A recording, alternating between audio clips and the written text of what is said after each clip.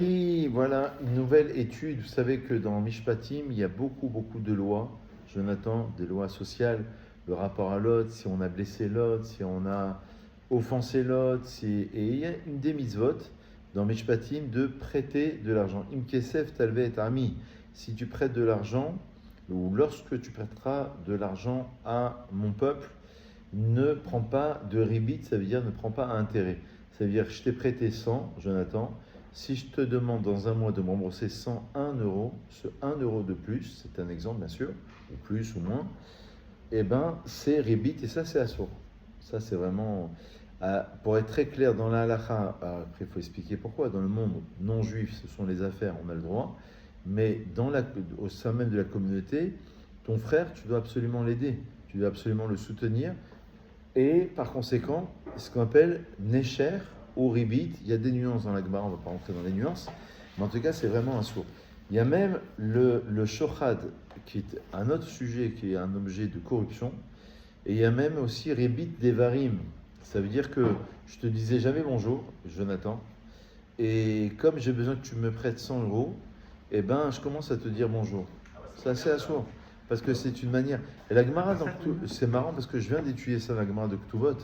À la fin de la Gemara, vers la page 100, j'ai plus la page précise, mais 100, 106, 107, la Gemara, elle dit quelqu'un a traversé le fleuve.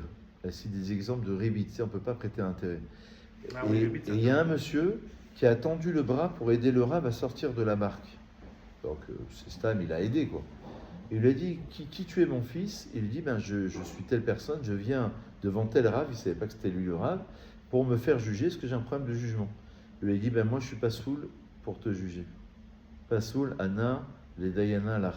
Il lui dit, moi je suis pas saoul pour te juger, parce que comme tu m'as aidé, donc alors si tu donnes un cadeau avant, si tu lui dis bonjour, si tu es gentil avec lui, si. En plus tu ne peux pas entendre un des deux protagonistes si l'autre il n'est pas là. Il faut que tu entendes les deux protagonistes pour avoir un jugement précis. Il faut être neutre. Il faut être neutre. Il ne faut pas avoir de... Bravo. Alors ça c'est la mitzvah, tu as compris, une kesef talvetami, de ne pas prêter à intérêt. Donc je t'ai prêté, Michael, 100, tu me rembourses 101 dans un mois, ça c'est un petit truc. bien sûr, un grand truc. Tu sais que j'ai appliqué ce que tu as dit récemment. Ça veut dire que le dernier cours que tu nous as fait, tu nous as dit que le tout, c'était pas de venir à la synagogue et de venir prendre des mitzvot. C'est en gros, une fois que tu as récupéré l'énergie, comment tu vas t'en servir dans la journée de tous les jours. Et bien, finalité, moi, j'ai donné un cours de Krav, d'accord, dans lequel c'était des sujets un peu engageants et aussi pour des personnes engageantes de la communauté. Et je leur ai dit qu'à un moment donné, ce cours-là, il était très particulier parce qu'on peut aborder des sujets assez pointus. Et en gros, ça ne suffisait pas de venir aujourd'hui s'entraîner une heure de temps comme quelqu'un le fait chaque semaine, c'est qu'il va falloir qu'ils prennent un engagement chacun d'entre eux en sortant de cette salle, pour le coup, et de l'appliquer devant un miroir, etc. chaque jour. Donc pour le coup, j'ai fait le lien, parce qu'en vrai, il faut qu'ils le fassent réellement, tu vois. C'est-à-dire, qu'est-ce que vous avez sorti du cours que je vous ai donné en fait, quand on étudie un texte, c'est ce qu'on va faire tout de suite, il faut que le texte fasse réfléchir, ce qu'on appelle l'énergie, finalement, qui va nous accompagner toute la journée. Alors, si tu prêtes de l'argent à intérêt, et ça c'est assourd. On a dit avec des non-juifs, on a le droit, dans la communauté, non. Alors, Rabbi Ishmael dit dans la Gemara, c'est cité par Rashi, Kol im ve'im shebatora reshut. Quand on dit im, ça veut dire si, c'est facultatif.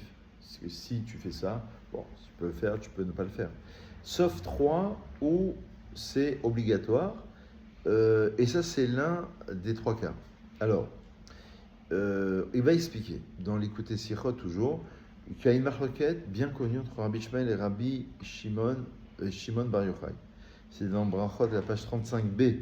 Selon Rabbi Shimon Bar Yochai concernant le travail, Rabbi Shimon Bar Yochai se place, il était dans la grotte, il était dans la Kabbalah, il va dévoiler le Zohar, etc. Donc, à un niveau supérieur, l'homme, il ne devrait pas s'occuper de Parnassa. Ce n'est pas la halakha, c'est la position de Rabbi Shimon Bar Yochai. Il considère chez En Sorel la Rasak be Parnassa. C'est Mina Shamaim. Lui, il étudie dans la grotte, il a un caroubier, il a un puits d'eau, et c'est suffisant. Et qu'est-ce qu'il dit Rabbi Shimon dans la Gemara de Brachot et la page 35? Il dit Bisman chez Israël aussi, dressé chez la Makom, mais l'artan arsit à l'aider acherim. Quand tu fais la volonté de ton créateur, vraiment, les Shem Shamaim, ta melacha, elle va être faite par les autres. Tu n'auras pas besoin de travailler. un peu Issachar et Zabulun, un peu le contrat qu'on fait, un il travaille, l'autre il étudie. Ça c'est Rabbi Shimon Bar Yochai, encore une fois c'est un niveau supérieur qui est très difficilement applicable on va dire, parce que vraiment il faut avoir une émouna de fou, de se dire que mon travail va être fait par d'autres personnes. Bon, c'est pour les élites, on va dire, c'est pour vraiment... Alors que Rabbi Shmuel, il dit « Anheg bahem minhag derech eretz ». Non, tu dois aller travailler. Il faut la part de l'homme, aide-toi et Dieu t'aidera. Yes. Il faut la part de Dieu, la émouna, et puis tu ne peux pas t'appuyer sur des miracles. Il faut que tu t'appuies sur le travail de l'homme. Donc, est-ce que ça peut être délégué différemment? Ça veut dire, aujourd'hui, par exemple, je comprends que c'est des chassidim qui avaient un niveau très haut, donc je ne peux pas l'atteindre comme ça. Et je peux comprendre qu'à mon niveau, je peux faire des choses différemment. C'est-à-dire qu'aujourd'hui, je travaille, je n'ai pas le choix, je donne un exemple. Ouais. Mais petit à petit, je recrute, je délègue. Et si je délègue, le temps que j'ai, je le donne pour la Torah. Et donc forcément, petit à petit, plus je délègue et plus en fin de compte, je vais arriver vers ça. alors, À un niveau beaucoup plus bas, bien sûr. bien sûr, mais c'est une très bonne idée. Mais regardez ce qu'on fait là ce matin, on étudie après la tefila. En fait. C'est intéressant quand même, Jonathan, on étudie après la tefila. Tu sais, c'est écrit dans le Pirkei Avot que Kol HaMekabel Ol Torah, Maravirim Mimeno Ol Derech Eretz, celui qui reçoit le jour de la Torah, il s'engage, on lui enlève le jour du travail. Ça veut dire que on pourrait dire maintenant on n'a pas le temps, alors on doit avoir qu'à nos occupations. On peut trouver des raisons, on doit aller à la banque, on doit faire une course, on peut toujours trouver des raisons. Mais quand tu t'imposes la Torah, une demi-heure, une heure, idéalement plus, mais c'est déjà énorme, une demi-heure, 20 minutes, c'est déjà un vrai temps de Torah. Et bien en vérité, le tout va se faire. Et plus facilement. Il faut avoir cette émouna de se dire que j'ai pas le temps. Alors si tu as le temps, tant mieux. Mais maintenant, j'ai pas le temps. Mais je le fais quand même parce que pour moi, c'est une priorité d'étudier. J'ai compris que c'était, d'ailleurs, une des questions qu'on pose dans la Gemara de Shabbat, c'est marqué. Après 120 ans, Jonathan, Kavata, une des premières questions, Kavata et Tim la Torah, est-ce que tu as fixé, est-ce que tu as étudié, est-ce que tu as fixé des temps d'études? Ça veut dire que ces temps-là, moi je travaille 8 heures, mais j'étudie une demi-heure. Mais cette demi-heure, elle est très importante, c'est celle qui va gérer mes 8 heures. Comme tu dis, voilà, Krav Maga, ou comme tu dis le sport, comme tu dis, il va aller courir. Il n'empêche que ce sport-là, c'est ce qui va lui permettre, pendant une demi-heure, de mieux gérer son stress pendant la journée. Donc, en fait, au niveau spirituel, on a bien compris l'idée, c'est celle qui va orienter, gérer ta journée. Et alors, selon Rashi, il dit, il n'a pas une obligation de prêter de l'argent à un pauvre pour sa parnassa. Parce que si le pauvre, il faisait la volonté de son créateur, eh ben, il aurait reçu sa parnassa du ciel. Il n'aurait pas été obligé d'emprunter de l'argent. Parce que s'il emprunte de l'argent, c'est qu'il a besoin. Donc, puisqu'il est obligé d'emprunter, donc, tu n'es pas obligé de l'aider.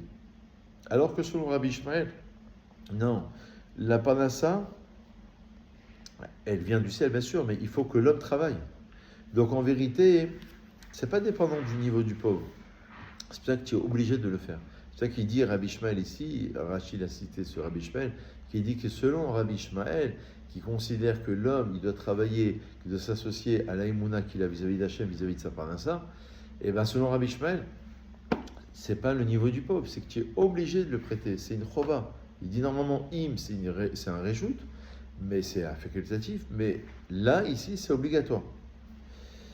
Écoutez, mettons plus général, le Rambam, il dit, dans les lois sur le prêt, Misatassé les alvot les harniers Israël.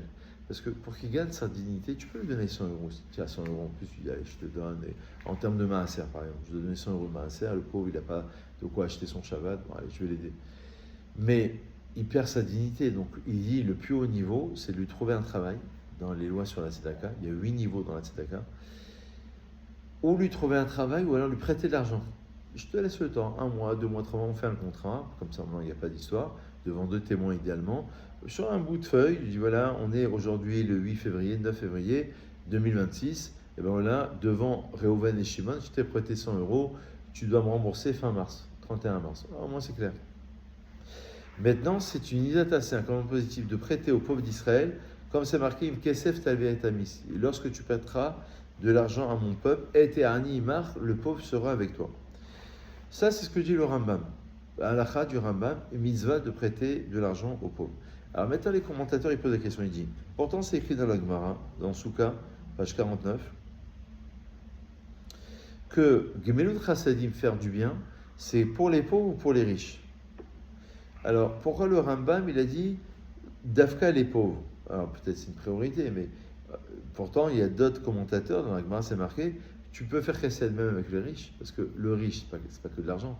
Tu peux l'aider à porter un sac, tu peux l'aider à un sourire. Vous savez que quand vous donnez un sourire et un bonjour, psychologiquement, vous aidez la personne. Les psys l'ont démontré. C'est-à-dire, c'est tout bête. Hein. On va dire, ça change, je ne pas de mots. C'est-à-dire, toi, tu es obligé d'être de bonne humeur, tu es obligé de te rassurer, et en plus, tu rassures l'autre. Et en fait, c'est pas du temps, c'est juste de l'empathie et de la bienveillance. Alors, ils disent, de toute manière, le chesed, pourquoi le Hamam il s'est arrêté sur les pauvres? Le chesed, mais le chassadim, c'est pour les pauvres et les riches. Alors, il répond comme ça, il dit, Divrei Rambam vizatase liyalvot le'ani Israël, ena sotrim et divrei Gemara. Shegam Hachir zakun laban nersham ani beotasha. Le Hachir qui a besoin, le riche qui a besoin d'un prêt, ben il est pauvre à cet instant-là. Peut-être, regardez, il a beaucoup d'argent, mais cet argent-là est bloqué dans une action, à la banque. Et là, dans les 3 jours qui viennent, il n'a rien. Il ne peut rien sortir. Ou il a perdu sa carte bleue. Sa carte, elle est bloquée. Maintenant, il a besoin de 100 euros aujourd'hui. Donc, pour le riche aussi, c'est une mitzvah. Et il dit justement, alors qu'est-ce qu'on apprend de cela? Pour arriver à quelle conclusion? La nature de l'homme.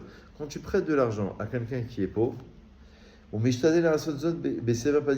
dois le faire avec un beau visage souriant, pour l'aider, pour l'encourager. Mais quand tu prêtes à un riche, il n'est pas macpide sur ça. Il se dit, de toute manière, c'est un riche, il va retrouver son argent, sa carte bleue, il va la retrouver. Donc c'est pour ça que le Rambam, il a insisté sur la condition du prêt concernant les riches, en disant que c'est une mitzvah de prêter aux pauvres d'Israël, afin de nous enseigner que même lorsque tu prêtes à un riche, il faut qu'à ce moment-là, que ce soit aussi dans de bonnes conditions. Tu pourrais dire, mais de toute manière, c'est juste 48 heures, le temps qu'il retrouve sa carte bleue. Elle est bloquée, il n'a pas. Bon, je ne suis pas obligé de lui faire un sourire. Non, même pour un riche, eh ben, on doit quand même lui faire un sourire. Bon, voilà, c'est une petite leçon sympathique. J'avance un peu. Vous savez que c'est marqué, il y a plein d'halachot dans le Mishpatim. Il y a presque toute la halachot sociale, le rapport à l'autre. Si tu as blessé ton ami, tu dois lui rembourser la maladie. Tu l'as blessé, tu l'as fait tomber par terre, et pendant 3 jours, il ne peut pas travailler. Voilà ce qu'on appelle congé maladie aujourd'hui. Tu dois lui blesser la blessure qu'il a eue. Tu dois faire un dommage et intérêt. Tu dois lui rembourser le repos et la honte qu'il a pu subir. Les filles à Mevayesh ou le filles à Midbayesh, dit la Gemara, selon celui qui a subi la honte et celui qui a fait la honte. Tout ça, ça se calcule. Il y a une autre halakha qui tirait Chamor Sonacha. Lorsque tu verras l'âne de ton ennemi, parce qu'on va voir. C'est spécial. Hein, elle est très spéciale. Qui croule sous sa charge. Tu vois l'âne de ton ennemi qui croule sous sa charge. Quoi, tu vas cesser de ne pas l'aider. Azov ta'azovimo, la Torah, elle répète 2 fois. Aider, tu vas l'aider. Alors, bien sûr que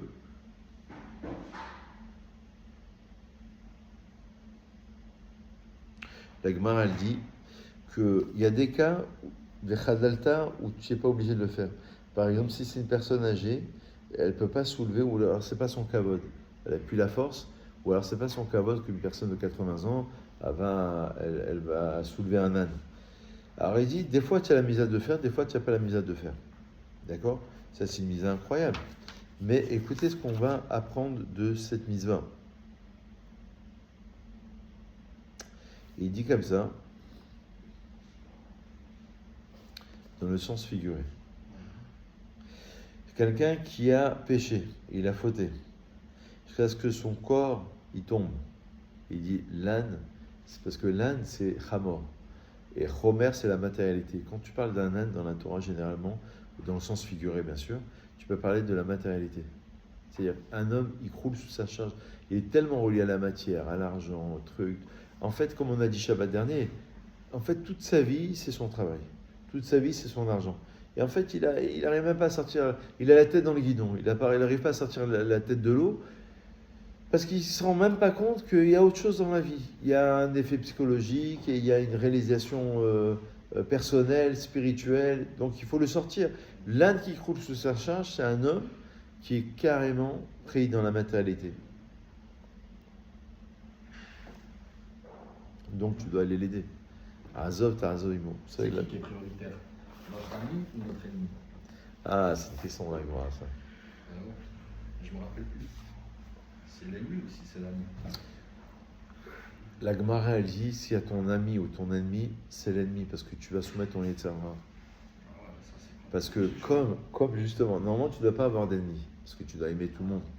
Mais si tu as eu un différend avec quelqu'un, et ben en vérité, c'est plus fort d'aller aider ton ennemi, parce que tu fais une double mise. Non seulement tu vas l'aider, et s'il croule de nouveau, c'est répété 2 fois, c'est-à-dire que tu dois le refaire. À chaque fois, c'est répété 2 fois. Azov, Tarazov, aider, tu l'aideras. Ça veut dire que tu le refais même plusieurs fois. S'il croule sous sa chaise, tu le refais. Si c'est ton ami, tu vas soumettre ton Yetzer Hara.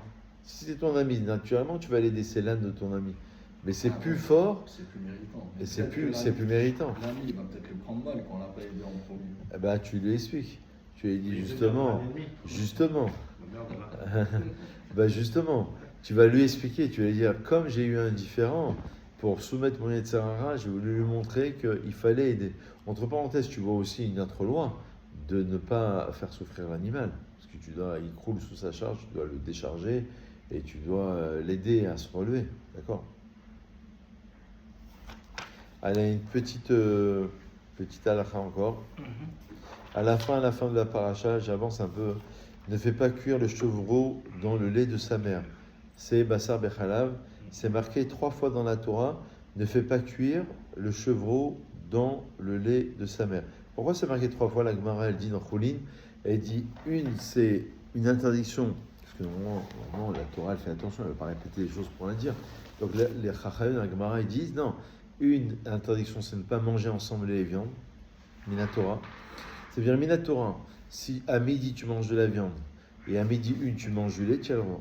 Minatora. Chachamim, ils ont dit non, il faut séparer de 6 heures, 2 repas. Mais Minatora, c'est ce qui est vraiment un sourd, c'est au même moment. Une deuxième interdiction, c'est de ne pas faire cuire ensemble. Ça veut dire que moi, je suis cuistot dans un restaurant non juif.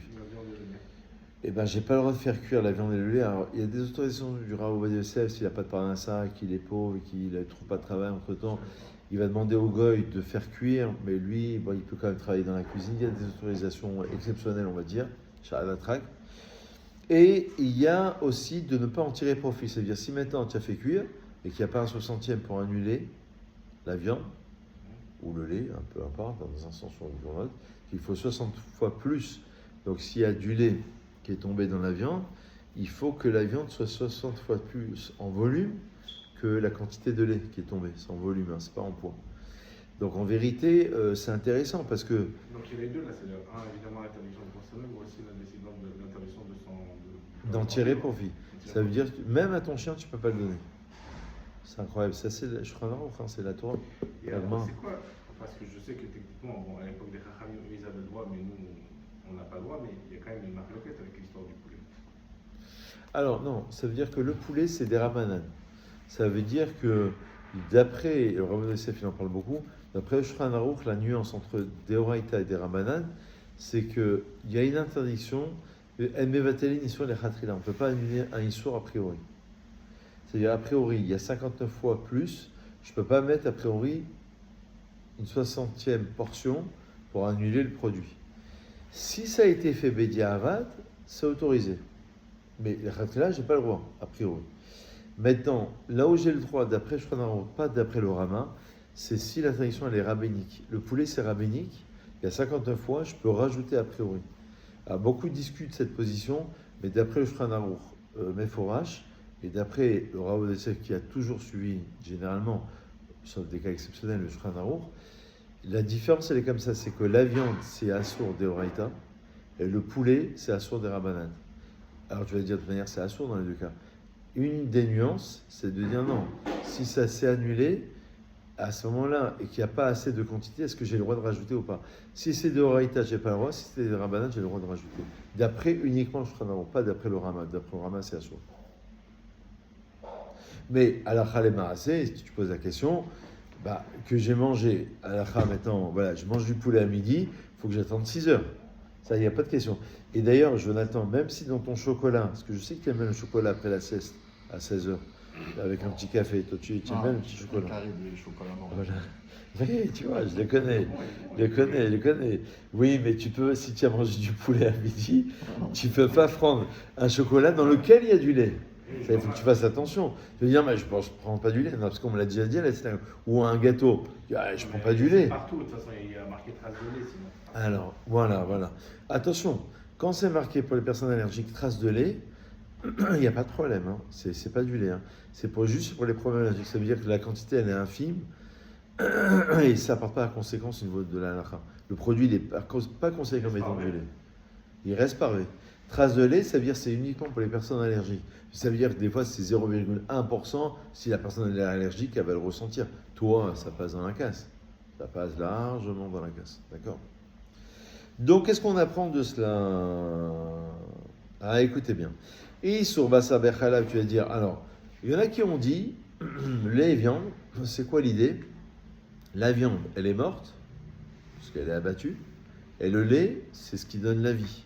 Parce qu'une mère va allaiter, par exemple. Ok. Tu ne peux pas mélanger la vie et la mort. Voilà l'idée au niveau de la métaphore. Lui, il va aller voir plus loin. Il dit, cette interdiction, c'est un choc. C'est une loi irrationnelle, je ne sais pas.